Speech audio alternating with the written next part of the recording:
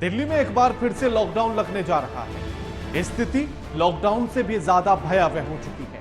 लोग मास्क लगाकर घर से निकल रहे हैं और जो मास्क नहीं लगा रहे हैं वो अपनी जान को जोखिम में डाल रहे हैं और इसी के चलते अस्पतालों में मरीजों की संख्या लगातार बढ़ती जा रही है।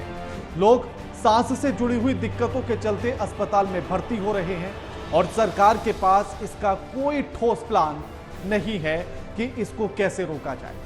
प्रदूषण बढ़ता जा रहा है और सरकार बैठक बैठक खेलने में लगी है। ग्रेप 4 लागू कर दिया गया, लेकिन फिर भी AQI 400 के पार पहुंच गया है और कई जगहों पर तो 500 के भी पार पहुंच गया है।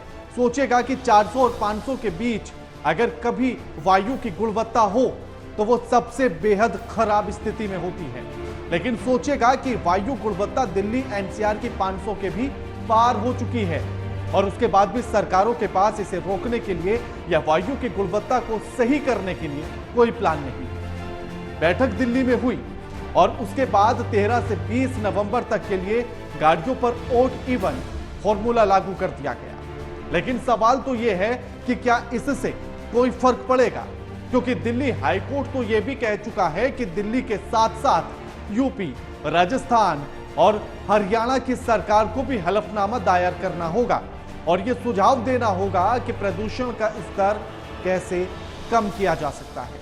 लेकिन सरकारें, मंत्री और नेता सबके सब अभी 5 राज्यों के चुनाव में व्यस्त हैं और जहां प्रदूषण नहीं है वहां प्रदूषण फैलाने में लगे हुए हैं। कुछ अपने झूठे दावों से, कुछ झूठे वादों से, अपने भाषणों से और बाकी रैलियों में शामिल गाड़ियों के धुएं से।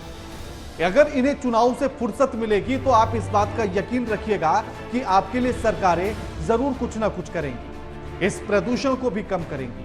लेकिन फिलहाल दिल्ली में स्कूल बंद कर दिए गए हैं। BS4 और BS3 की गाड़ियों पर पाबंदी लगा दी गई है।